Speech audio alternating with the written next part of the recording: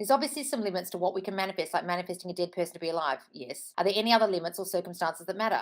There aren't limits in terms of what you can do to change you. You're only changing you. This is what this fucking, when people say limitless, just gives me the whoops, okay? You have no limits in you. As you, an infinite being, have no limits, right? In terms of what you can imagine. If you can imagine it, it's possible. So if you can imagine yourself as a rock, well, somehow something will manifest where you turn up as a Halloween costume as a rock or someone calls you a rock. It'll manifest, right? That's how it works. Whether you're going to turn yourself into a literal rock, I don't know.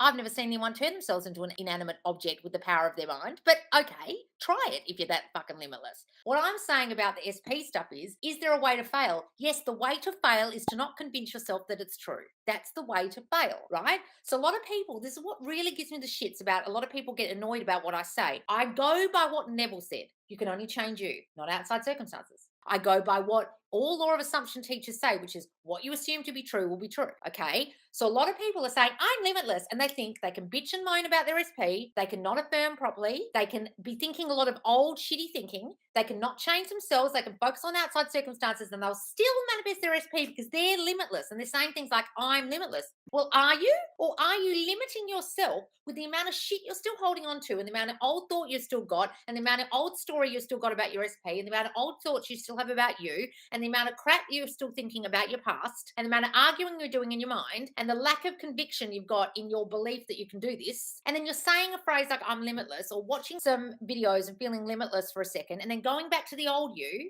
You can't put old wine in new bottles. If you're still the old you, guys, you won't be able to manifest the new you or the new relationship or the SP back. That's the limit. If you stay the same, nothing will change. But if you change, things will change. That's the limit. Okay. And a lot of people love saying, I'm limitless or everything's working out for me. Okay. But if you're still the old you, then that's just a phrase you're saying. And you haven't changed anything about yourself, but you're expecting just by saying I'm limitless or thinking I'm limitless or saying everything works out for me that everything will change. This is the new bottle, and you're trying to put old wine in it, and you're expecting to drink a lovely new fresh glass of wine out of that shitty bottle that's full of sediment and dirt and old stinky wine from years ago, and it's going to taste fresh and nice, is it? That's the limit. A lot of people love saying this limitless word, but they love holding on to their old selves. That's when you won't manifest your SP, when you're still the old you and you're thinking of them as the old them, and you haven't convinced yourself that you're back together in your mind. That's the limit. Then it won't work. When people say manifestation is perfect, yes, it is. So what are you thinking? Oh, it always works. Yes, it does. So what are you thinking? Are you still thinking old thoughts? Well, then your SP won't show up, will they? That was perfect. You perfectly manifested that by thinking all the old shit. Perfect. You did that perfectly.